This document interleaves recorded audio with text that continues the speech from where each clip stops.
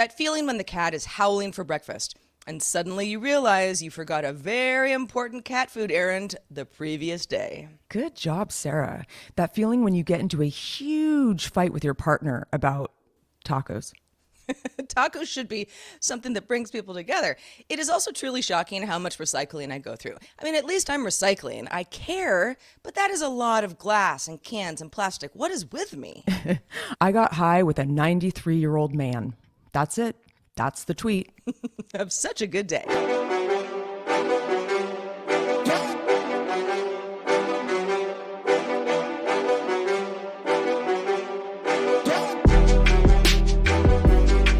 Hello, world. Welcome to Have Such a Good Day, the show that wants you to do just that.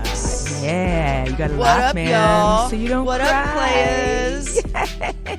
Y'all ready to Episode crush 152. We are, Sarah and I are on fire this morning. I mean, you have no idea. You have no idea. Literally, I've bursted into flames quite a few times this morning already. It's awkward to say A little the least. awkward. Her skin is melting. It's like a David Cronenberg movie. It's really quite shocking. That's actually, I say that a lot. I don't know why, because I just feel like that it would be the most dramatic thing possible if like I was a superhero and I'm like, my power is to combust.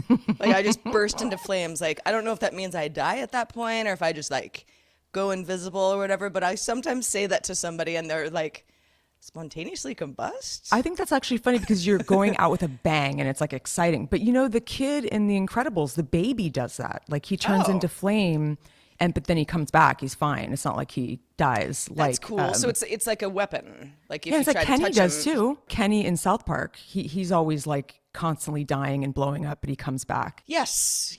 They kill Kenny. You bastards. Yeah. It's been a while since I've seen South Park, but I know that joke. It's so great. Well, hey, y'all, if you're tuning in for the first time, this is the show that unpacks the absurdity of everyday life for your entertainment. How is everybody doing out there? Yeah. How are you? Check in. We're worried. You know, it's really funny because I mentioned tacos at the top of the show, but like truly, I don't know if it's like, it's probably a pretty good thing when like the only thing you really argue about with your partner is like what kind of tacos to get for dinner. I'm not even joking. Like it was the funniest. There was like snark in the argument, you know, it was like, we weren't like mad at each other. It was more like, let's get some street tacos. And like, no, he's like, let's get those Tex-Mex, you know, home state tacos. It's like, well, what about that place? It's like authentic with a hint of bougie, or like bougie with a hint of authentic, or like, you know, there's like all these different taco choices. And we were arguing about, I'm not joking, like several times, like what tacos to get. It was like I almost went to a different taco place because I didn't want to go where he went and vice versa. Like at least they were down the street from each other. But I love that. Like, funny. I'll just see you in an hour. Okay? Yeah, totally. I'm going to go to my truck and, you know, I'm going to cool off a little bit with some bougie with a hint of authentic tacos. Exactly. Seriously, it was a very funny conversation. I wish I could have recorded it because, yeah, just, you know, the nuances of tacos. I mean, there are many. There really are. When we both lived in a certain neighborhood in LA, which is Echo Park, over by Dodger Stadium, for anybody who at least knows the LA area, it's kind of over on the east side. A big taco area of town. You know, lots of old taco places that have been there forever. Not just tacos, but Mexican food mostly. But a lot of trucks. And there was one truck that was right next to the natural food store that we always used to go to, Heather. I forget the name of it right now. But, you know, big grocery store. And there was always a couple taco trucks just outside, you know. Lassen's, right? Lassen's, yes, thank you. I loved Lassen's. I know, me too. And the taco trucks, it was funny. It's like there was a taco truck that, I don't know if it just never I know, I remember you going to that all the spot. time. All the time. It's like it was a either little just ghetto, but never moved, but I also didn't walk by it at like 2 a.m. all yeah, that like often. did they spend the night in there? Was there like a little cot in there? I don't think so. I think they had some sort of an agreement where they just didn't have to move because it was always in the same spot. You know, like no one was going to park in that spot. But there was also a shoe cobbler who did work out of his it was a van, and he came and went, but he would be there, and then and so it was just kind of like. And the cobblers seemed to have a fair amount of business. You know, it was you kind of look at the van and you're like, oh gosh, does he have all the equipment that he needs? But he just like do all the stuff in the back, give you your shoes. People seem to, he's older dude, probably been doing it a long time. And then you have the taco truck people, which was, I mean, listen, I know tacos would be even cheaper somewhere else, but it was like, $2.25 per taco. So I mean, you get 3 tacos, you're extremely full, and that's for under $10, like I'm in. Yeah. And I loved that place, but there was another taco truck that sort of showed up out of nowhere. I mean, 2 parking spaces away, right? So just Competition. just totally competing. However, the tacos were, when you say bougie, I don't totally know what you mean, but these were like tacos with cauliflower in them. That's probably called bougie. That kind of thing. And I tried them a couple times, and I was like, these are also very good, but very different, and also more expensive. Yeah. So it's just good to have options. It's very funny too, because I thought I knew the nuances of tacos, but I hooked up with my friend Alexandra, who is a woman of the world. She was very New York, went to all the restaurants, just knows everything. You can talk to her about anything. And she went down this crazy rabbit hole on these different kinds of tacos I've never heard of. And I was literally like, what? It was like, I mean, like, wow. Give me an example. Like, I mean, how many? Like it was like, how many have you not heard of? Well, it wasn't. It was more like the kind of the stewed meat tacos, where it's like that's a thing and it's called something. Like there's a name for it. And then there was like these other Al types. Pastor? Yeah, maybe. But it was like there's a specific restaurant she was referring to in West Hollywood area that had those. It was like only those types of tacos. And I mean, she was talking about 3 different distinctive taco places and I mean, I honestly kind of lost her. Like, I think one of them was very exotic. I was just like, huh, what? Anyway, I mean, I never knew the world of tacos could be so profound. When I was a kid, back in my day, When you were a whippersnapper. Yeah, I mean, I grew up in Sebastopol, California. If you've ever been there, it's a small town. It's not that small. There's probably about 7,500 people, at least in the city limits, but small. You wouldn't call it a city. I mean, it might be the same size as Los Gatos, where I'm from. I bet they're similar. Los Gatos is a bit bigger, but Is it? you definitely have that, like, it's kind of Small a town vibe. neighborhood community that's closer to a larger city. I mean, San Jose would be what Los Gatos is close to, which is much larger than Santa Rosa, which is my nearest city. Totally. But anyway, small town, Northern California, very hippie, very, lots of inventive cuisine, right? Myself included, but also a lot of Mexican food, And I, as a kid, I mean, I don't even know like what was going on with my metabolism. My metabolism is still fairly high, but I mean, as a kid, I could like eat 3 large burritos in a single day. All the time. And I did, because And you're a we're tiny just like, person. they're so good. Extra cheese, please. Yeah, yeah. I mean, I guess it they were super. mostly vegetarian burritos. Yeah, but definitely make it super. Yeah. Oh yeah, for what, sure. Am I not having I sour don't cream on get my how burrito? people don't do that. Yeah, it's I know. crazy. But not. I mean, there would be like my mom would make tacos every so often. They were hard shell, kind of that like home taco, nothing fancy for type sure. thing. Was use some shredded cheese, go nuts. But I don't remember like loving tacos. So Taco Tuesday, not a thing. Now, I mean, I still love a burrito, and when I get delivery, it's usually a burrito because it's like, for all the trouble, I might as well have something larger. I agree. But boy, do I love a taco. Especially on, like you were talking about, like the trucks. It's like you think, oh, well, they're really small, so I should get a few. It's like I often just need 2 sort of small tacos, and then I'm full. Totally. It's so funny because there's those, because like street tacos to me are like really small, so you probably want to get 3. They're like the really small, the smallest tortillas you can get. There's a place called Guisados. In fact, we didn't go there. It was up in Echo Park near downtown. Oh, I went there.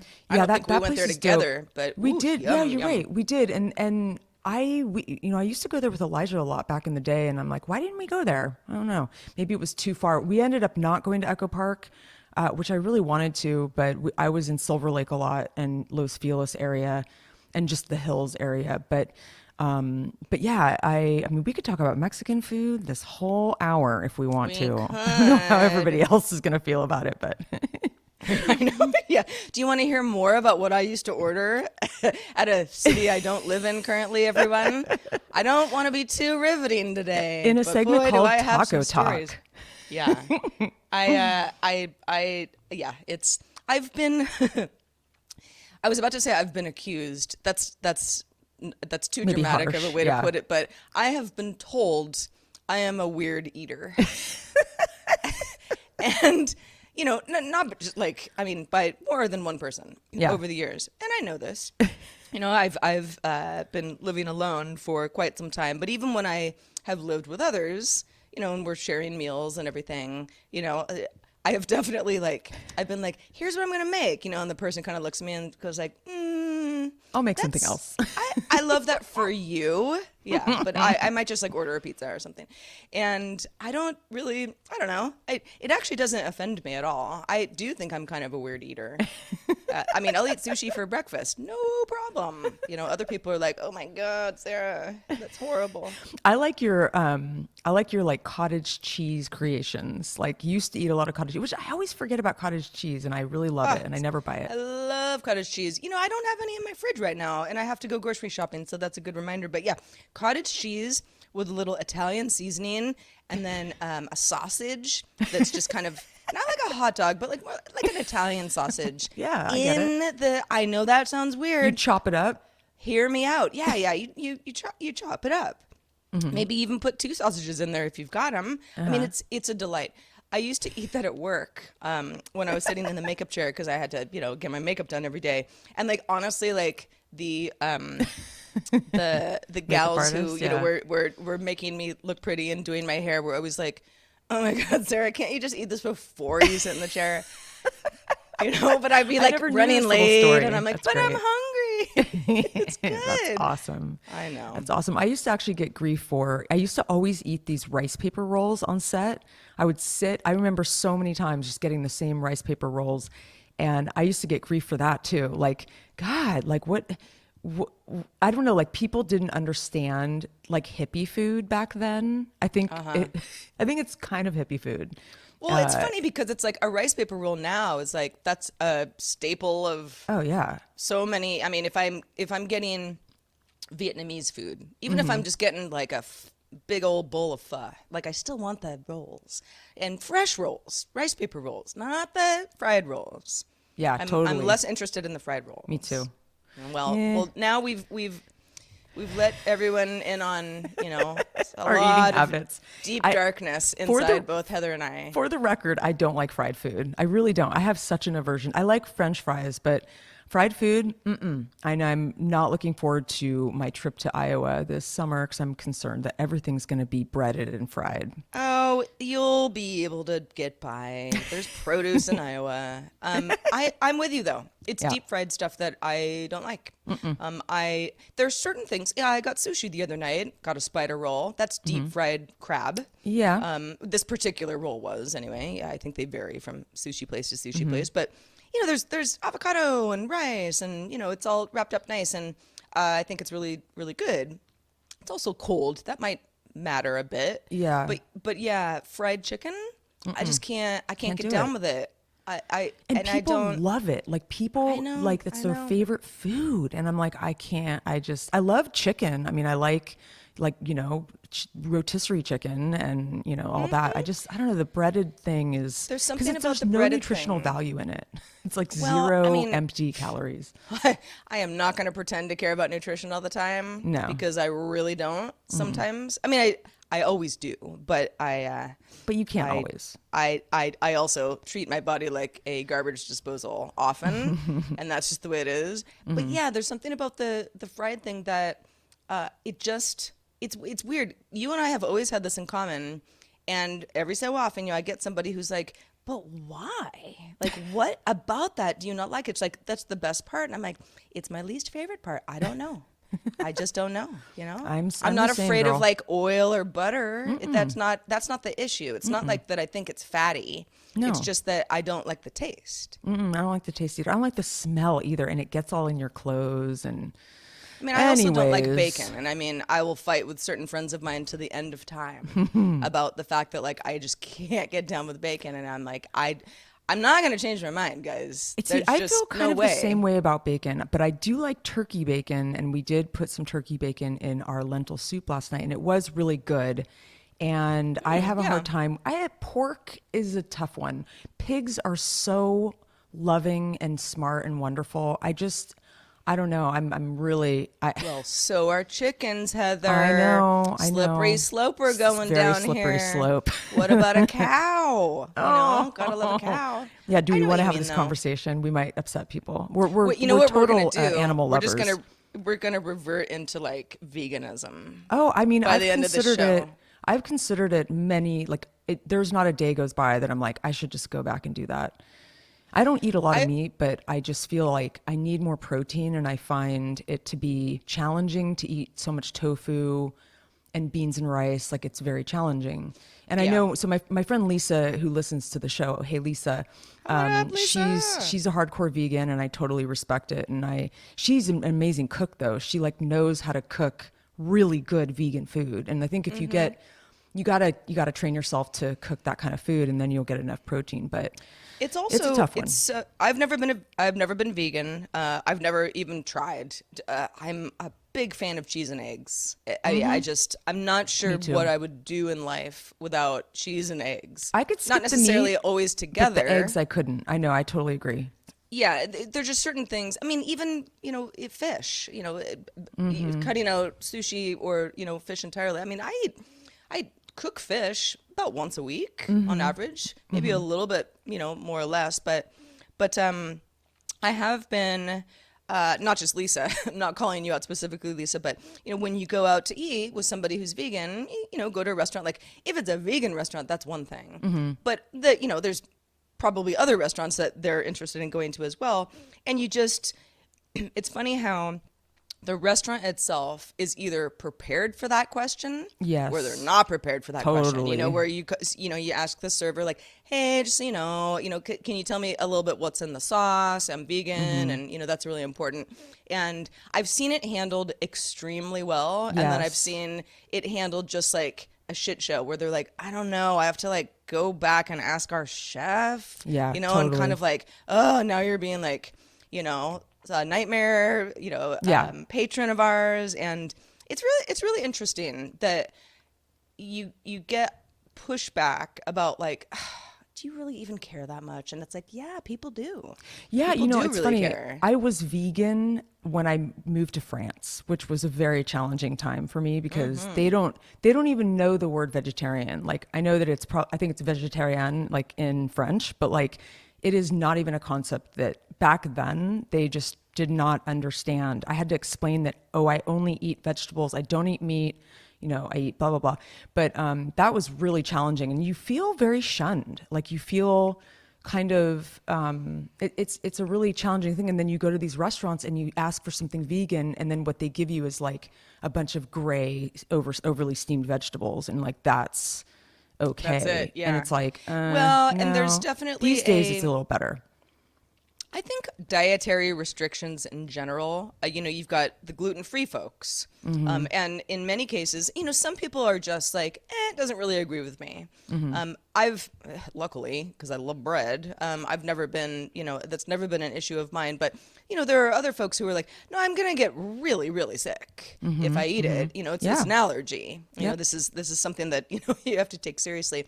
And you kind of get those looks from folks, who not just people who are working in the restaurant industry, but the other people sitting at the table, that you're supposed to be having like, enjoying somebody's birthday or whatever with, where it's like, okay, high maintenance. And Yep. I am definitely guilty of that. I really, really try not to be that person, but sometimes I'm just like, oh my God, it's going to take forever. They have so many questions, but that we have to remember that everybody's got their thing, and you can eat what you want. You can in this day and being age. healthy is like number one. So I mean, you can go like I hear you overhear this all the time at like coffee shops. It's like, can I get a single non-fat oat milk, extra dry? Like people can do that nowadays. It's like expected, you know, and maybe back when we were growing up, it was a little weird to be really picky.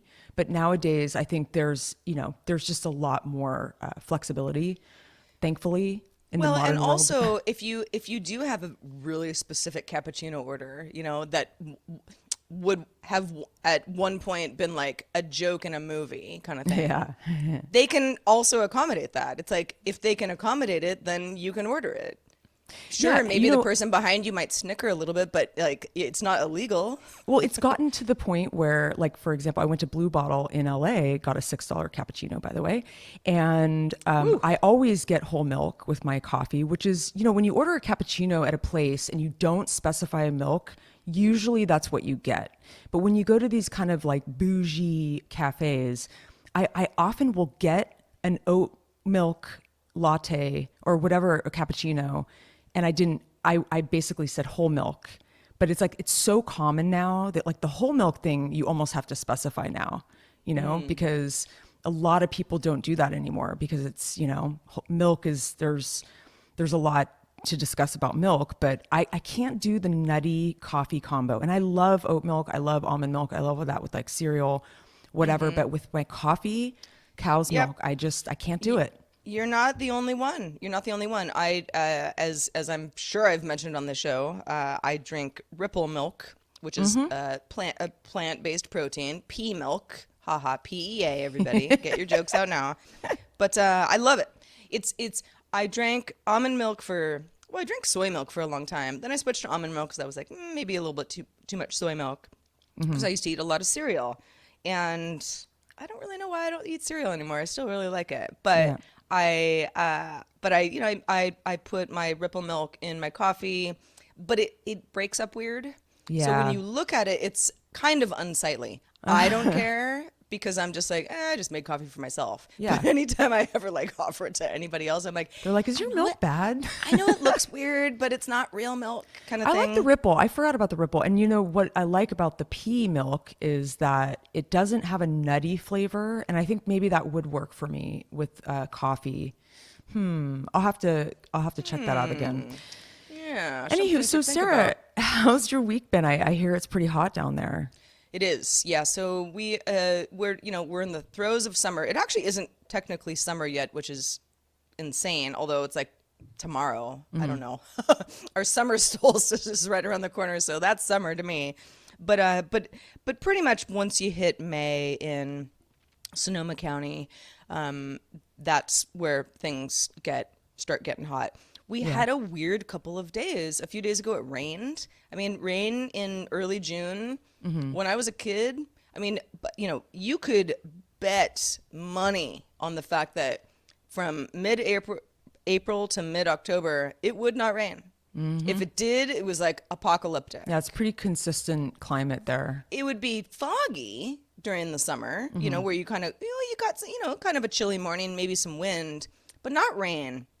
Things have changed. You know, the climate is changing, and that's not really the point of this. But yeah, it's been pretty toasty. It's gonna get toasty again this week. Anything above, well, I was about to say 85. Honestly, anything above about 80, I'm like, I feel the same way. too hot. Too hot. I just, I have done enough some damage to myself that I don't really feel like I have any business. I mean, listen, if I go on vacation, whatever, sure, I'm going to lay out by the pool, put some sunscreen on and have a great time.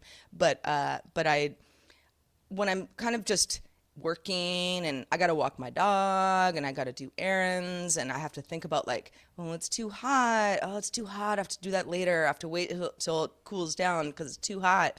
I mean, that's like a conversation I have with myself pretty much from now until late October. Well, let me ask you this, because I think about this, I've been thinking about this a lot lately, where it's like the grass is always greener, right? Like in our minds, we're like, you'll say on a day, I'll be like, Sarah, it's foggy and rainy up here. And you're like, oh man, I wish it was foggy and rainy here. It's really hot. And it's like, do you think that if you were physically in a foggy, chillier day, you would truly embrace it? Or is it just in that fantasy bubble in our minds? Like, Yeah. you know, I wonder about that, because I'm kind of bitch about, you know, the chillier weather that I experience in the Pacific Northwest, and we have Yeah. beautiful days, but overall, I'm used to living more southern cities and whatnot, and I'm kind of used to the Southern California weather. So for me, it's like Sure. I want more warmth, but I don't need it to be 85 degrees by any stretch. But I Yeah, I also mean, am tired of 85 wearing is like, sweaters. yeah, it's a toasty day. Well, so when I lived in San Francisco, which I did for many years, I mean, I went to college there, so I moved there, when I was young, and had some LA stints, but really most of my adult life has been in San Francisco. In fact, I think my life at this point, I've Yeah. lived in San Francisco, not the same apartment or anything. I lived in like 100 of them, but San Francisco is well known for being foggy. Oh Old yeah. fog town, as we like Yep. to call it. And it depends on where you live. Certain neighborhoods are much foggier than others, but it's just a part of life, especially if you're getting around town and going to different areas. And over the years, yeah, I can't tell you how many people, especially people who moved there from somewhere else, which is many, just being like, I can't handle this fog. It's like it's bringing me down. Yeah. It's summer and it's like cold and foggy and like Yeah. wet here, and people are wearing North Faces at, like in the day. Totally. And that has never bothered me ever. Oh, ever? No, Oh. no. I feel like, not to brag, but like I was like pretty good at San Francisco. It's like if you're in a funk, Yeah. then you go over here where it's Yeah, gonna be sunny, totally. and then you like have a picnic, and Because then there's you're fine. microclimates like all over. And it's kind of similar up here. I feel like San Francisco weather would be a pretty good comparison because we have these beautiful, beautiful sunny days and it's warm in the sun and you can wear a t-shirt and stuff. There's a lot of that. And we have these Indian summers, which San Francisco had, but you often get that summer gloom, that like June gloom. However, I will say also, I mean, LA experiences that when I was there last week. I mean, it was mild weather. There were some warm, sunny days, but there was also some of that weird kind of early June gloom. Well, I guess it was the Yeah. beginning of June, but it was weirdly chilly. Like you needed a sweater. And so I don't know. I mean, it's a coastal thing. So, and you're And not everybody's as close to the different. coast. Yeah. So some folks will just be like, give me a 95 degrees and I'll just bake. Yeah. And I love it. And it's, vitamin D, it feels great. Yeah. Super And- dry, like just And dry I can do me that for out. like 5 minutes. Yeah, me too. I'm the same. I'm totally like it's like I just want perfection, okay? That's all I want. I just want like I know. 75-degree it's weather is it every day. too hard to ask for absolute perfection from morning till night? From the moment I wake up I until guess the it moment is. I close my eyes, I want everything to be perfect, and I don't think I'm asking too much. Oh, I swear to God, I sometimes feel that way where I'm like, I'll catch myself like, what are you expecting? Like to live in some like Shangri-La? There is no Shangri-La. The only potential Shangri-La you could have is in your own imagination, which is what gets me in trouble. But like, I don't know what we expect. But I did have a lovely week, and I have to say, like it's sort of the perfect back and forth. I've talked about this before.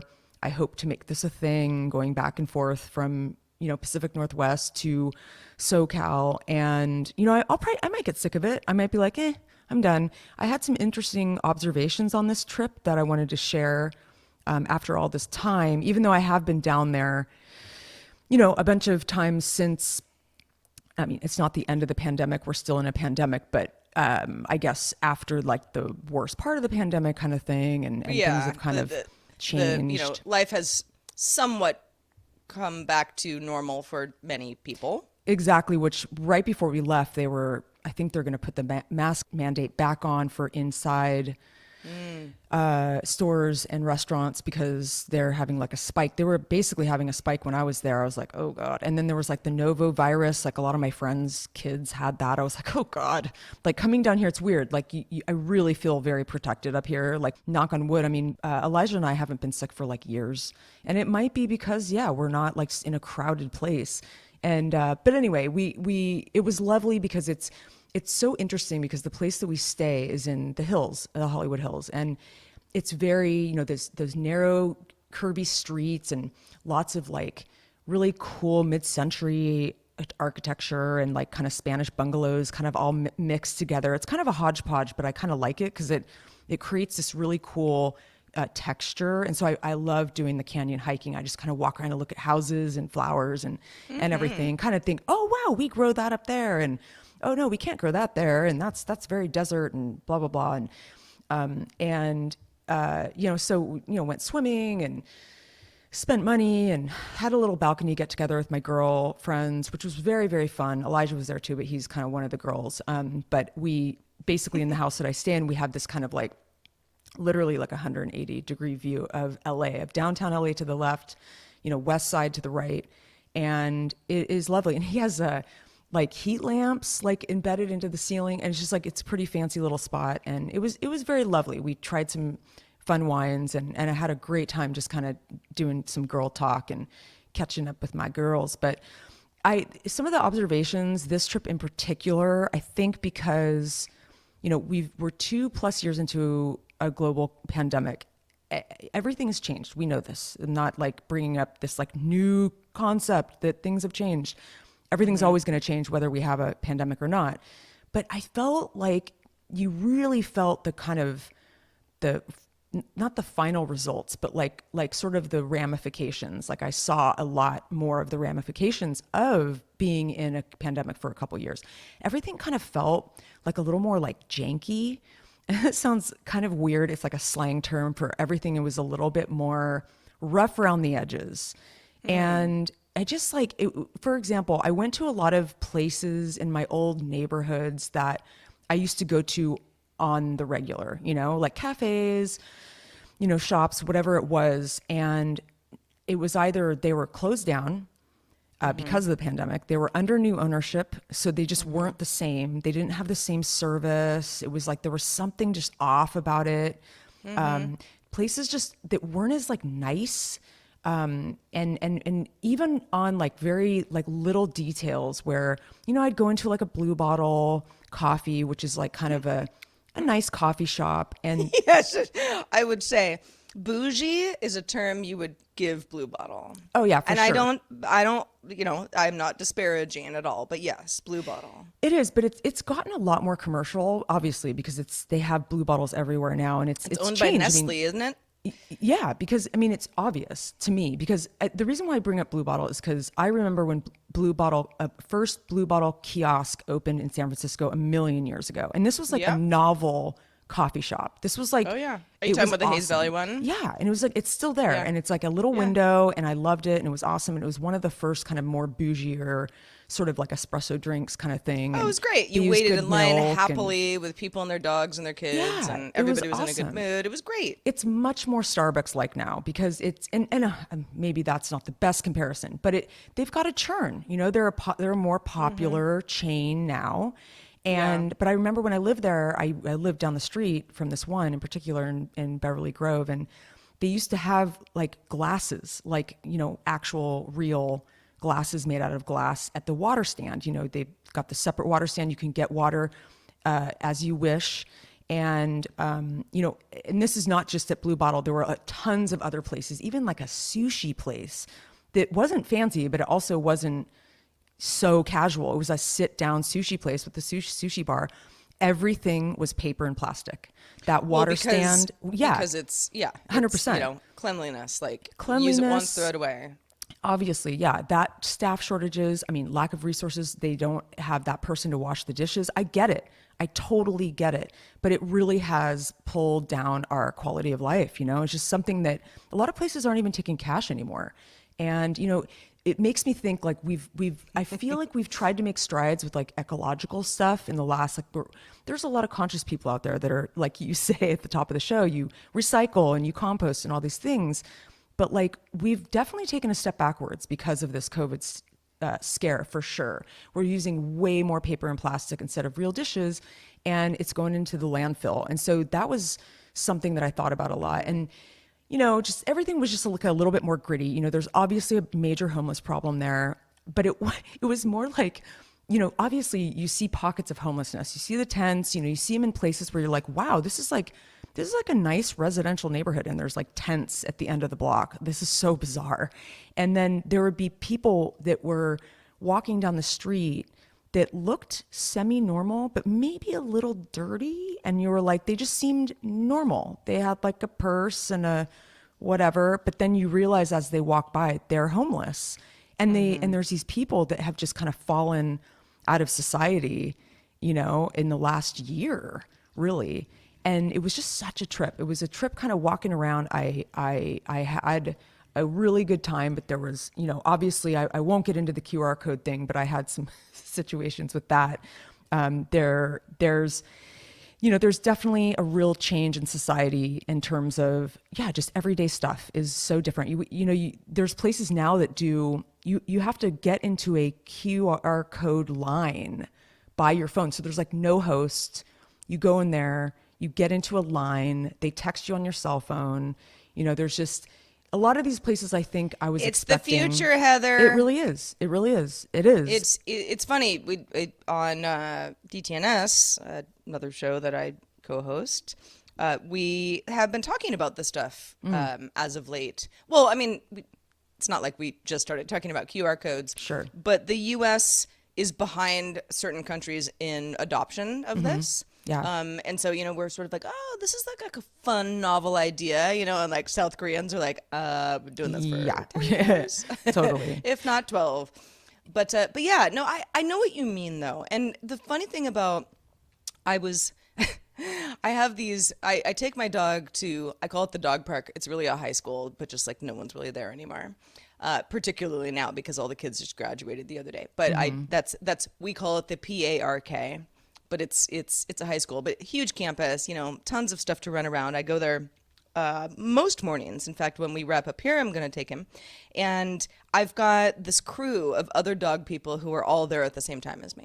Mm-hmm. And I mean, we're not like coordinating really, but it's like as I roll up, I'm like, oh, Alan's here because I know his car, and Lisa's here because I know her car, and et cetera. And Otis likes to play with the other dogs. And we've all kind of become like pretty good friends. Like, it's always nice to see these folks. Mm-hmm. And you get to know people as you're sort of sitting around cleaning up your dog poop, you know, with other people.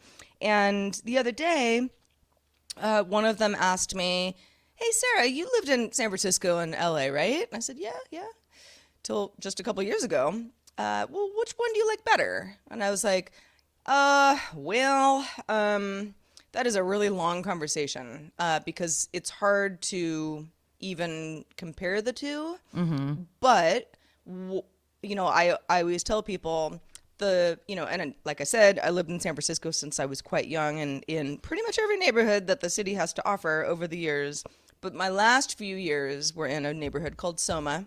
Soma stands for South of Market Street. And it is a large, semi-industrial, lots of startups, lots very of lofts, gritty. But very gritty. You know, wide streets. There's not the quintessential San Francisco thing is not Soma. Unless you've lived there long enough where you're like, oh, I'm into this. I'm into this vibe. You know, there's a lot going on. It's close. You know, it's close to downtown. There are a lot of things. But I mean, I got beat down, not physically, goodness, but I got really mentally beat down by living there. Totally. And I feel like I can hang more than, you know, more than a lot of people. Thank you, Heather. Yeah, small but mighty. Yeah. But I was and the homeless problem was so bad that I mean, I don't even, the stories I could tell of just like walking out of my own apartment. I didn't have Otis the dog at the time. There's like zero chance that he would have been able to, I don't even know what we would have done. It just wasn't going to happen. But I always think of like San Francisco and, you know, it's a very well-known homeless problem. The city is constantly working on it. The citizens are constantly talking about how the city isn't doing enough. Both are probably very true. And you know, I'm not a lawmaker, so I'll stay out of that one. But you go to LA, you know, and you go downtown, you know, and you go down a street and you're like, oh, wait a second. Yeah. This is like a whole, this is And the thing really is, a problem. don't get me wrong. I like a little grit. And I guess, you know, when you say Soma, Soma's gotten worse. And I think downtown has gotten worse. I don't need to be in some super fancy. I do not like Beverly Hills. Like, I'm not looking to be in a plastic fancy, everything's perfect, there's no garbage on the ground kind of place. I actually don't like that. I really like a little grit, but yeah, I mean, it's a little post-apocalyptic. I mean, it's like there's a lot more grit out there nowadays. And I'd be curious to hear from you guys if you've noticed, I don't know, any little details or like just observations you've made when you went traveling somewhere, or maybe it's in your own town. I'd be curious to hear your thoughts. Email us at hi@havesuchagoodday.com. And, at the risk of, because I know Heather and I are a couple bougie white women, Yeah. let's be honest. I happen to be very poor, but also bougie. Yeah. You can do Just it an all, my interesting friends. But You're like linen sheets, but I'm going to eat beans for a week. That's right. Yeah, sardines for dinner, not a problem, my man. But yes, I need those linen sheets. Yeah, you pick and choose. Oh my gosh. I mean, okay. Just side note, wasn't even going to mention this. Linen sheets. I've got my linen sheets. I have two sets of sheets, but there's one that I'm pretty hardcore on. Love those sheets. And they needed to be washed. And we've got Airbnb guests on the property, so me washing stuff, because there's only one washer and one dryer for everybody. What I do is I try to load up when, we're having turnover. Because people will leave that morning and then the next people won't come until the following afternoon. But the house cleaner has to wash all their sheets. So, like, my window of washing things is actually quite thin. I really have to think about it. If I'm like, oh, I just won't, like, be around the house, it's like, well, then you're not washing anything unless you take it to your mom's or a dry cleaner or something like that. Anyway, so this happened. Sheets needed to be washed. It was just time. And I have an extra set of sheets that are they're like Egyptian cotton or something. They're nice. They're nice sheets, but they're not linen. And I put them on the bed and I was like, they're slippery. They don't breathe that well. Yeah. I don't like it. And it's like, this is the stupidest thing to complain about. Like, I should be shot for even saying such a thing out loud. And yet I was like, There are really worse happy to put the crimes, linen Sarah. sheets back on the bed the other day. Well, Way what better. I think it is, but it's a test of like human adaptation, because you just became so used to how those linen sheets felt. And I felt the same way about my flannel. When I switched to my regular sheets that are actually nice regular sheets, I hate them. They're freezing cold. I went from my flannel to these regulars and I'm like, oh my God, like I can't get used to them. And I've ruined myself because I really enjoyed those flannel sheets. They're so cozy. So I think you just, Yep. we ruin ourselves every day, Sarah, and we just have to live with it. People like what they like. They like what they and, like. Coming off a conversation on, like you said, you saw some people who were obviously down and out when you were visiting LA, and it's like, in no circumstance am I ever like, well, that sucks. I just want to be rich and not see these sorts of things. I think a lot of people do feel that way. Whether they say it out loud or not, that's how they do feel. And I don't ever want to be that person. I think, I don't know, knowing is half the battle. And then we can, figure out, okay, well, how can I be of service? How can I be of help? Yeah. What do I not like that I have some control over? Yeah. And kind of go from there.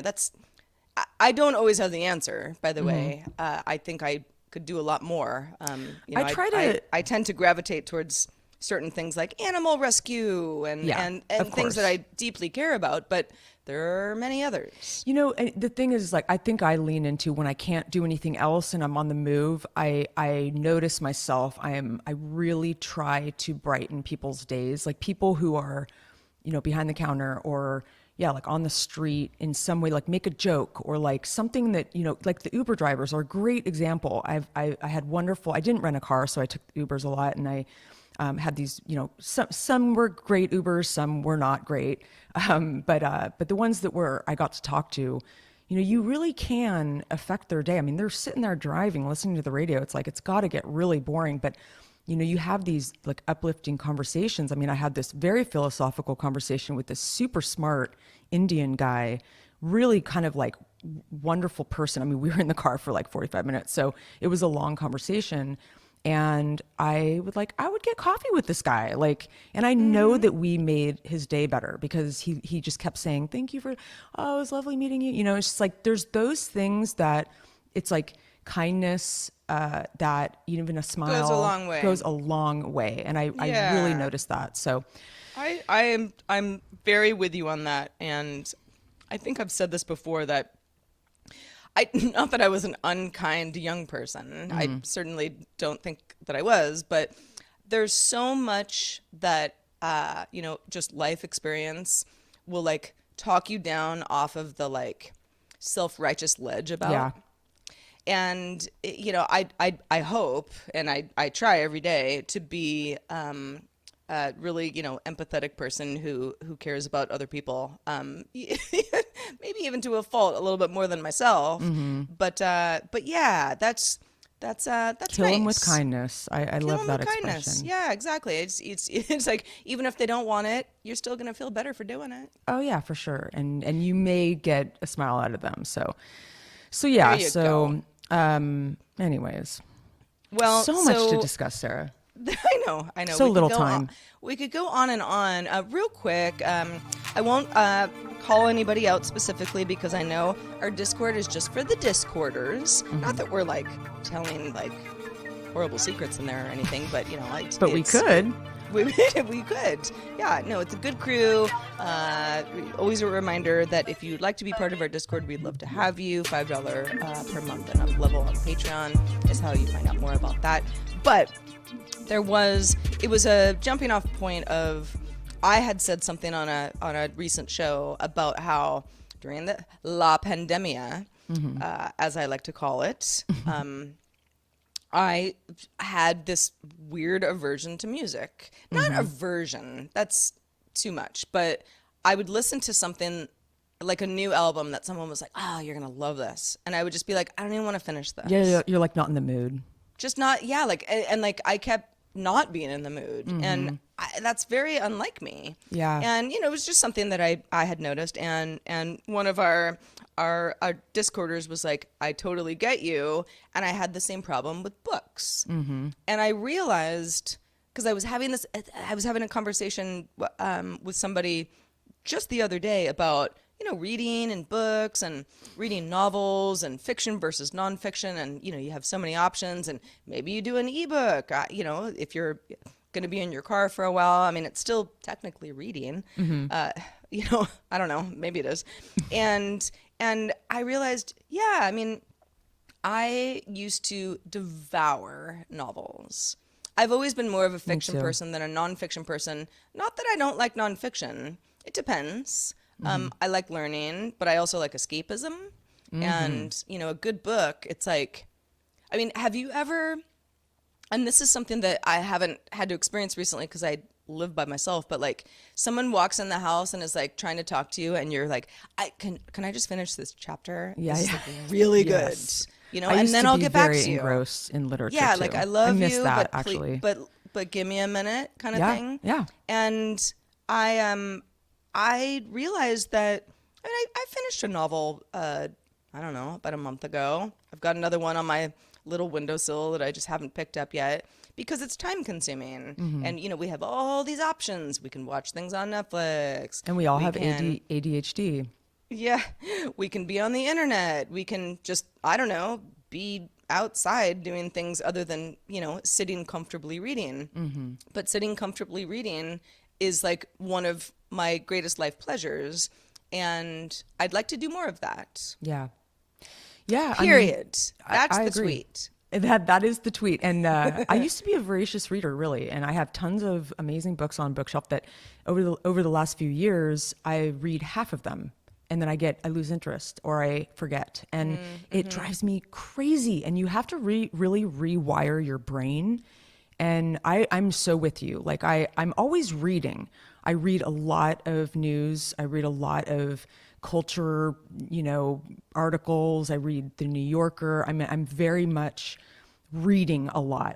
The long form reading, I have to train my mind back to, like, I'm going to take an hour or 2 or 3 instead of watching a movie or whatever. Cause the escapism is always a wonderful thing. Speaking of escapism, actually, Yeah. so wanted to mention really quick that I did see a movie that I knew I needed to see it, but I was worried about seeing it, and I was a little scared about seeing it. But I thought this was sort of an interesting. We talk about hate watching. We talk about things like, for example, your Midsommar, like you like watched it and hated it so much, but like watched it again because you were kind of fascinated. I was like, I need to not hate it so much. Yeah, like it's almost like but I there's did. this other thing it's not hate watching. I want to say it's like uneasy watching to get an education, because I love the film education, as we all know. So there's like obviously my favorite directors and my favorite movies. And then there's these directors who are like always controversial and known for whatever it is they're controversial about in their movies. They always have these themes. And, some of these directors are notoriously gross, or like another negative adjective where you're like, ugh, like can't do that, but I still want to see what they're up to because it's an art form.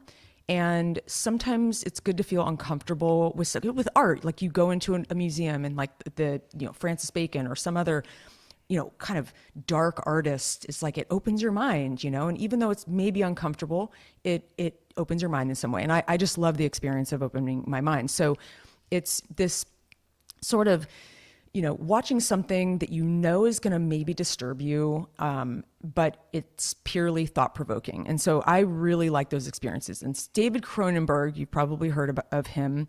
He's known for body horror, and he's one of those directors who has a lot of kind of gross themes that, sort of humanity, technology. I mean, there's a lot of themes that he covers, but there's always some kind of body horror element. And he is not even in my top. Like I would not consider him. I've seen a lot of his movies. I haven't seen all of his movies, and I know that his last like 3 or 4 have been kind of meh for a lot of people. But I did want to see Crimes of the Future is the one that's out now, and we had the opportunity to see it on opening night in Los Angeles.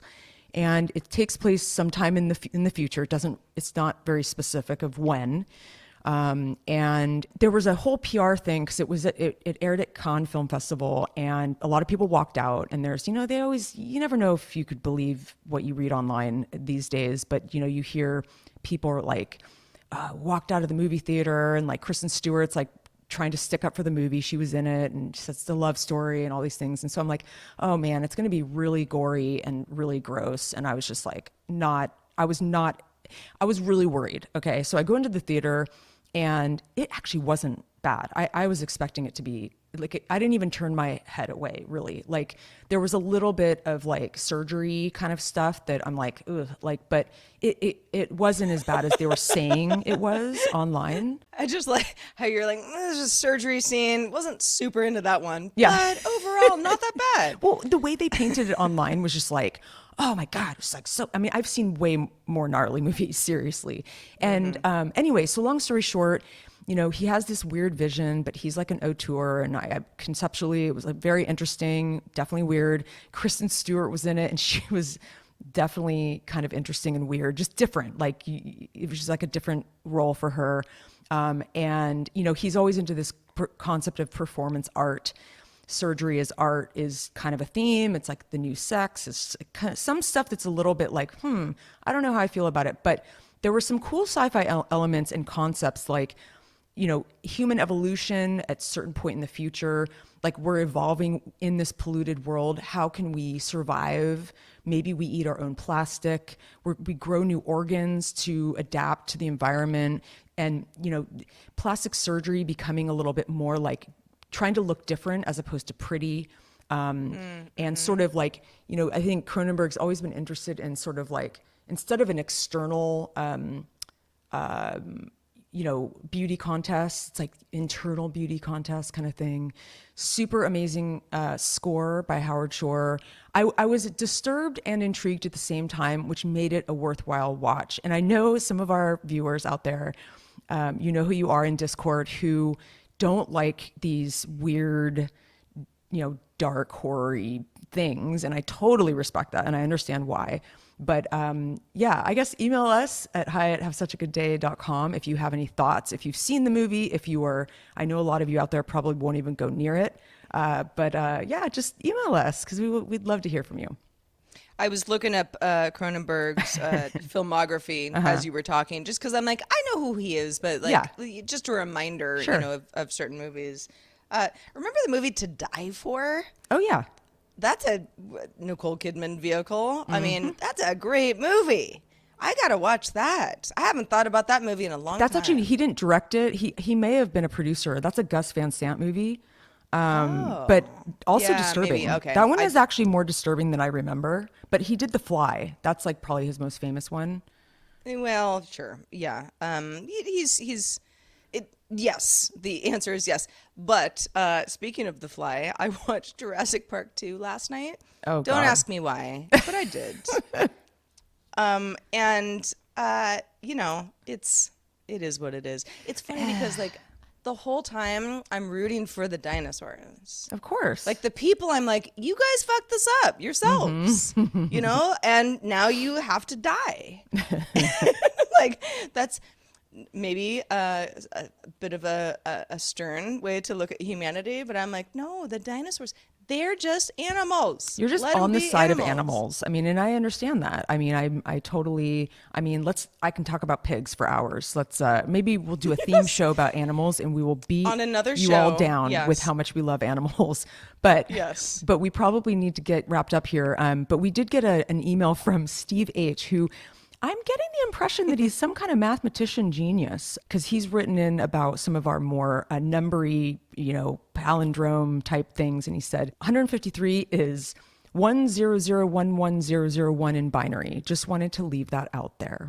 Well, and so what Steve is saying is, so this is episode 152. Episode 153, which will be next week, Yep. is a binary palindrome. That is I would have never known that. Thank you so much, Steve, for actually- bringing that to I've our ne- attention. Me either. Yes, thank you. First of all, thank you, Steve. And yeah, my love of palindromes, because they soothe me and they make me feel like everything's balanced and okay. I've never really thought about the binary aspect of it because you probably have a lot of binary palindromes, Oh, yeah. and I just haven't even gotten A into them whole yet. new realm for you to explore, Sarah. And also Long Welsh, he's one of our longtime Discorders. Long Welsh. He's always got something funny to say, but we were talking about soda streams in Discord, and you know, everybody's love or hate for, you know, bubbly water. And he said, because Sarah just got one, a warm, effervescent welcome for Sarah Lane to the Soda Stream Club. Thanks, Long And Welsh. it's making me feel like I got to join this club. I feel I got to jump on the bandwagon here. I'm gonna just be real honest about the Soda Stream. You know, as we are wrapping up. Be but honest. Just, Do you know, not lie to me, Sarah. Thank you.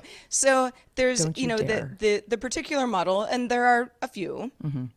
The particular model came with, you know, kind of the unit, looks like an espresso, and then 2 plastic bottles that, you know, fill with water, and then, you know, you use those to make it fizzy. Everything fits. And I mean, it is Splash City, and I don't really. I'm like, the first time I did it, I was like, what? Like my whole counter is just like covered in like fizzy water, and I'm like, this can't be right. Am I doing something wrong? Am I supposed to have like?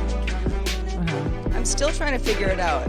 I don't know. I looked up some stuff on the internet, and sounds like I'm not the only one who has this issue with this particular model. So, you know, TBD. What would we do without the internet? Anyway, guys and gals, we love you. It's been real. Stay beautiful, and we will see you next Stay week. thirsty, my friends. But until then, I will be Heather forever.